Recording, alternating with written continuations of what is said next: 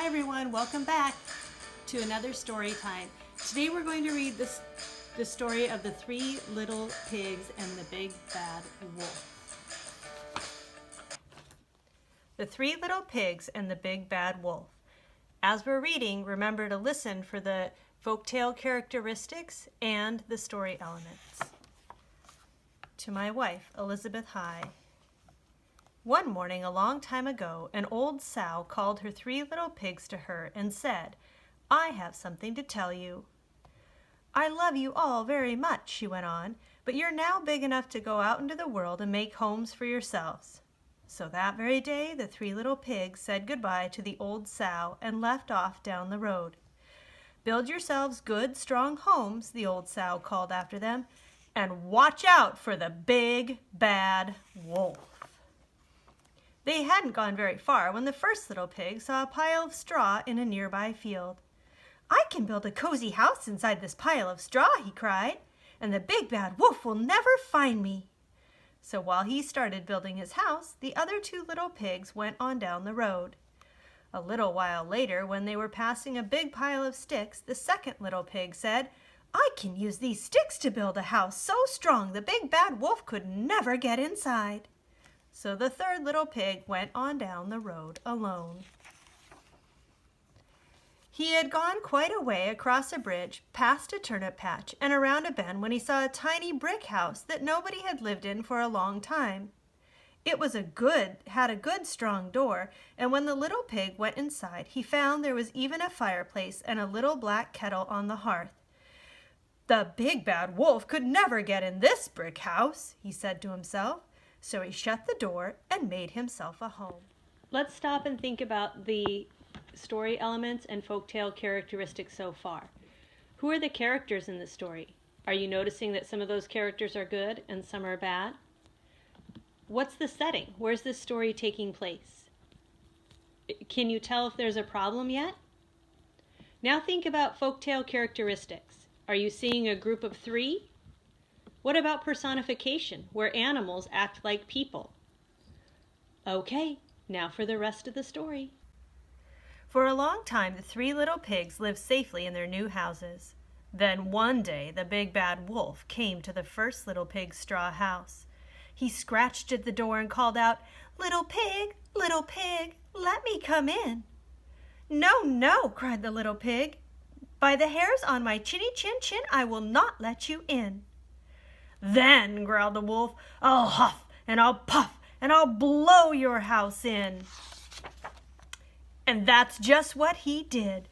He huffed and he puffed and he blew the little pig's house in. And then he ate the little pig. On another day, the second little pig, inside the house built of sticks, heard the big bad wolf outside saying, little pig, let me come in." "No, no," cried the little pig, "by the hairs of my chinny chin chin, I'll not let you in." "Then said the wolf, "I'll huff and I'll puff and I'll blow your house in." And that's just what he did. He huffed and he puffed and he blew the little pig's house in. And then he ate that little pig.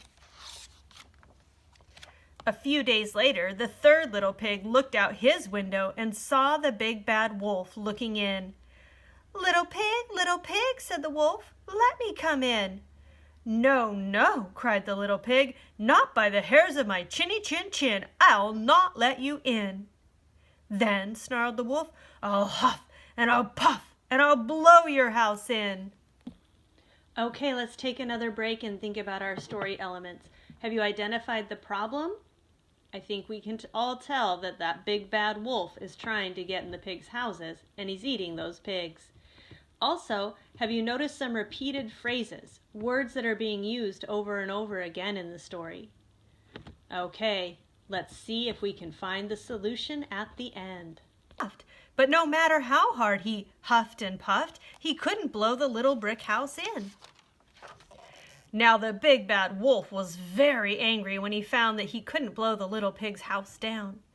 But he put on a big smile and called out, little pig, I know where there's a field of the sweetest turnips you'll ever taste. I'll come by tomorrow morning at 6 o'clock and show you where they are." "I'll be ready," the little pig answered from inside his house. But the little pig already knew where the turnip patch was, so he went there by himself at 5 o'clock. When the big bad wolf came by at 6 o'clock to pick him up, the third little pig was safe inside his house again. The wolf scratched at his door and called, Little pig, are you ready?" The little pig looked out the window and cried, "You are late. I've already been to the field and gotten a nice basket of turnips." The big bad wolf was very, very angry when he found that the little pig had tricked him. But in his sweetest voice he called out, Little pig, there's going to be a fair up on the hill this afternoon. I'll come by for you at 3 o'clock and we'll go together." "Fine," cried the little pig. "I'll be ready." The little pig knew what the wolf had in mind, so he went up the hill early and had a good time at the fair by himself. But just as he was starting home, he saw the big bad wolf coming up the road, so he jumped into an empty barrel to hide. The barrel tipped over, and with the little pig inside, went rolling and bouncing down the hill, straight for the wolf. The wolf was so frightened by the strange sight that he ran off through the woods as fast as he could go. So the little pig got home safely. He had just put on a big pot of soup to boil when he heard the big bad wolf outside. Little pig, the wolf called, "are you ready to go to the fair?" "I've already been to the fair," the little pig answered. "I was in that barrel that frightened you so much." When the big bad wolf heard that, he was so angry he jumped onto the roof of the little pig's house and shouted, "I'm tired of your tricks, and now I'm going to come down the chimney and I'm going to eat you up." But when the big bad wolf came down the chimney, he fell head first into the big pot of boiling soup. And that night, the little pig had the big bad wolf for supper. Now that we've finished reading the story, think about how the third pig solved the problem of the big bad wolf. Write down all of the story elements and the folktale characteristics on your chart, and then compare it to the one I'm going to post online in our classroom. Finally, our writing assignment for today is to write your opinion about how that third pig handled the problem of the big bad wolf. Do you think it was right for him to boil the wolf in a pot of water? Remember to include at least 2 reasons and give examples from the story. See you all later!